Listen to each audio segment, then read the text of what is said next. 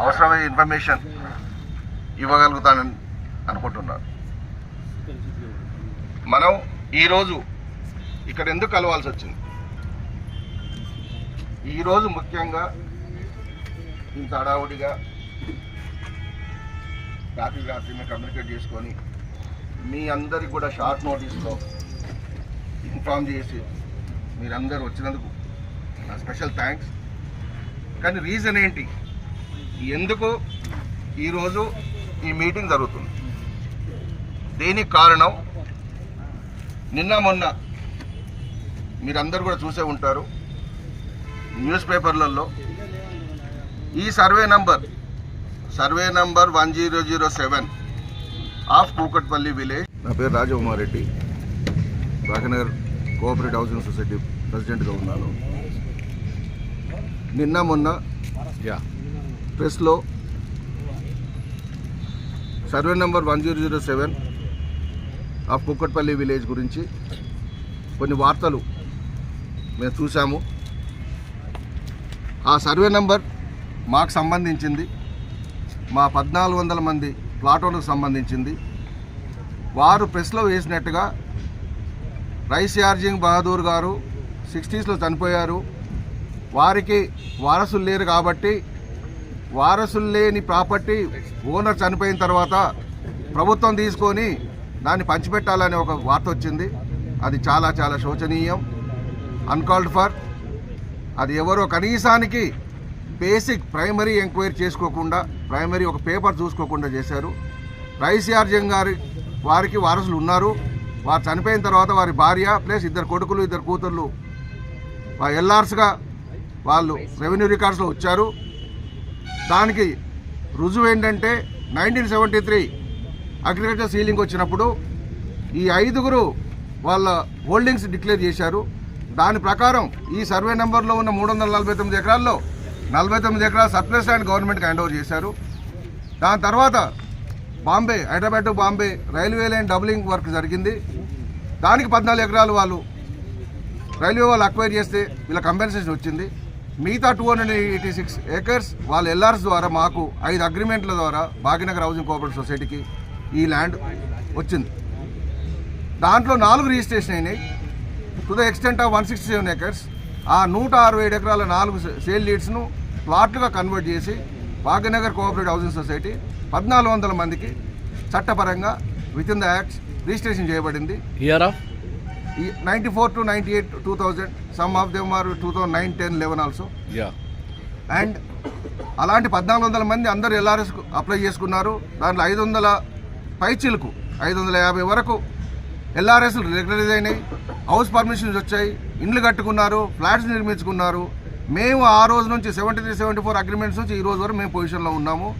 మా పైన ఇప్పుడు ఏదైతే ప్రైమ్ ప్రాపర్టీస్ కేసు నడుపుతున్నారో వాళ్ళు 2001లో ఈ ల్యాండ్ మాదేని ఇంజక్షన్ ఆర్డర్కి వెళ్తే డిస్మిస్ అయింది.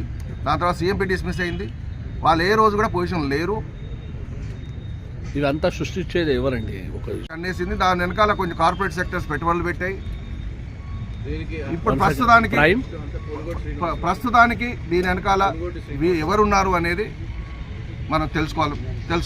అంటే ఎవరైనా రాజకీయ హస్తం ఉన్నారు ఇంకా పొలిటికల్? ఎందుకంటే ఇది గవర్నమెంట్ ల్యాండ్ కాదు. క్రిస్టల్ క్లియర్గా 2018లో గవర్నమెంట్ అన్ఫార్చునేట్లీ ఎన్ని ఇయర్స్లో కాలేకుండా హురాహురిన ఇలా ప్రెస్ మీట్ పెట్టాలా మళ్ళీ ఈ ఇష్యూని మళ్ళీ ఎందుకంటే ఈ ఇష్యూ మీ ఇద్దరికి తెలిసిందే కోర్టులో ఉంది. ఆయన ఈ ఇష్యూని మళ్ళీ ఇలా ఫైర్ చేసి కొంచెం బర్నింగ్ చేసి ఇలా తీసుకురావాలి. దాని ఉద్దేశం అంటే రాజకీయ నాయకులు అంటే పార్టీ అంటే ఇప్పుడు ప్రభుత్వం కూడా చేంజ్ అయిపోయింది. అలాగే ఏమైనా రాజకీయం దీంట్లో ఏదైనా ఉందా అనుకుంటున్నా? దీంట్లో ఇది ఫస్ట్ టైం కాదండి. మేము ప్రెస్ మీట్ పెట్టడం ఫస్ట్ టైం కాదు. ఇంతకుముందు కూడా 98, 99లో ఈ విధంగానే ఈ ల్యాండ్ వేరే వాళ్ళకి అలాట్ చేయాలని ఉన్నప్పుడు కూడా స్పందించాము, కోర్టుకు వెళ్ళాము, దాన్ని ఓవర్కమ్ అయ్యాము. దాని తర్వాత కూడా మళ్ళీ ఒకసారి 2008, 9లో కూడా జరిగింది. ఇది మమ్మల్ని third time, 4th time but ఎన్ని ఇయర్స్లో కాలేదు కదా సార్, అంటే అప్పుడు 2 years గ్యాప్లో వచ్చింది. ఇప్పుడు ఒక స్థాయిలో వచ్చిన తర్వాత ఈ డిస్టర్బెన్స్ కావాలంటే దీని ఇంకా ఏదైనా రాజకీయం వస్తుందా, రాజకీయ నాయకులు కానీ ఏదైనా ప్రెషరైజ్ చేస్తున్నారు? ఎవరైతే స్టేట్మెంట్ ఇచ్చారో వారిని అడిగితే మీకు తెలుస్తుంది. అంటే ఎందుకంటే నేనేమంటున్నా, వారి స్టేట్మెంట్ చూస్తే నాకు ఆశ్చర్యం అనిపించింది. ఎందుకంటే రైస్ బహదూర్ ఆయనకు పిల్లలు లేరు అనేది నాకు ఇంకా ఆశ్చర్యం అనిపిస్తుంది. పిల్లలు ఉన్నారు. ఇంకో విషయం మీరు తెలిసి ఉండొచ్చు, ఆ ప్రెస్ కాన్ఫరెన్స్లో నేను ఇప్పుడే స్టేట్మెంట్ తీపిస్తున్నాను. అది అసలు ఏంటంటే వాళ్ళు మాట్లాడిన వాళ్ళు కూడా how you prepare, you not need to prepare because you have the all knowledge. అంటే మీకు ఒక బాధగా ఉంది మీరు చెప్తున్నారు, అక్కడ సృష్టించింది they got blunder mistakes also in press conference. You got that video, you listen properly that video. అందుకోసం నేను అడుగుతాను sir. Okay, helpful. Okay sir, ఇది సర్వే నెంబర్ ఒకసారి చెప్పండి. Survey number 1007, Kukatpally village, old Balanagar mandal, presently Kukatpally mandal. You good name sir? Raju Umareddy, president. Thank you. Okay, regarding Sadiq Moinuddin గారు అని విన్నారు కదా, ఆయన ఇచ్చిన కంప్లైంట్ కానీ ప్రెస్ మీట్ కానీ అది 100% తప్పు. దేశార్థంగా 60లో జాయలేదు, 62 చనిపోయాడు. ఓకే, అతనికి 2 కొడుకులు, ఇది బిడ్డలు. చనిపోయాడు. ఓకే, దాని తర్వాత ఆమె వైఫ్ చిల్డ్రన్ లీగల్ ఇయర్గా వచ్చారు. ఓకే. సో మేము పర్చేజ్ చేసింది, సొసైటీ పర్చేజ్ చేసింది ఏంటంటే, సొసైటీ పర్చేజ్ చేసిందంతా ఓనర్స్ ద్వారానే, ఎక్కడ కూడా చేసింది. ఈ సాదిక్ మొయినుద్దీన్ ఏం చేశాడంటే క్రియేట్ చేసిండు ఒక డాక్యుమెంట్ని 1952లో. వాళ్ళ మన్మడు అని అయితే మన్మడు అనటానికి ఎక్కడ కూడా ప్రూఫ్ లేదు. ఎవరి పిల్లగాడు, ఎవరి తల్లిదండ్రులు ఎవరు కూడా తెలియదు. అంత ఫ్రాడే. ఇప్పుడు దీనికి ఎవరు సాదిక్, ఎవరు టేకప్ ఎవరు చేస్తున్నారు దీనికి ఆపోజిట్? ప్రైమ్. ఓకే, ఇప్పుడు వచ్చింది ప్రైమ్ ఏదో అంటున్నారు కదా సార్, ఏ కంపెనీ ముందు వస్తుందని చెప్తున్నారు? ఇప్పుడు వచ్చే కంపెనీ ప్రైమ్ ప్రాపర్టీస్ నుంచి ప్రైమ్ కంపెనీ ముందుకు ఏంటండి? ప్రైమ్ ప్రాపర్టీస్ ఏం చేశారంటే గ్రీన్కో వాళ్ళకు ఇచ్చేసేసి అతని ద్వారా ముందుకు వస్తున్నారు. తర్వాత సుప్రీంకోర్టులో నెంబర్ ఆఫ్ కేసెస్ ఉన్నాయి, అందరి మీద కంటెంప్ట్ కేసెస్ ఉన్నాయి. సో ఎక్కడ కూడా ప్రూవ్ చేయలేకపోతున్నారు వాళ్ళ పొజిషన్. ప్రైమ్ ప్రాపర్టీస్ పొజిషన్ ఎక్కడ ఈ రోజు ఒకసారి వచ్చినా కానీ దాన్ని మళ్ళీ అప్పీల్ వేసేసి డిస్మిస్ చేయించాం. సో ఈరోజు ఏంటంటే స్టిల్ నిన్న 2008 నాడు 12 మందికి కంటెంప్ట్ వేసేసారు. ఇప్పుడు ఇది కోర్టులో నడుస్తున్నప్పుడు వాళ్ళు ప్రెస్ మీట్ పెట్టారు. అంటే అపోజిషన్లో ఎవరున్నారు మీ అపోజిషన్ పార్టీ? ప్రైమ్ ప్రాపర్టీస్ వాళ్ళే. తర్వాత ఈ ట్రయల్ కోర్టులో టైటిల్ ఎవరిదని డిసైడ్ చేయమని సుప్రీంకోర్టు 2018 ఇచ్చింది. తర్వాత 20లో మళ్ళీ ఒకసారి ఇచ్చింది. ఈ 31 డిసెంబర్ వాళ్ళకి ఇచ్చేదాన్ని మొన్న 8 నాడు మళ్ళీ 3 months ఎక్స్టెన్షన్ ఇచ్చింది supreme court. Okay, your good name sir? Venkataramareddy. మీరు president plot owners welfare association. పాస్బుక్లు తయారు చేశాడు. పాస్బుక్లు ఏ విధంగా తయారు చేశాడు? 36 ఎకరాలకు పాస్బుక్ తయారు చేశాడు. ఏ విధంగా చేశాడంటే 90లో పాస్బుక్ ఏమో ప్రింట్ అయింది 97లో. అందులో ఆర్డీఓది కానీ తర్వాత తహసీల్దార్ సంతకాలు కానీ 90లో ఉన్నాయి.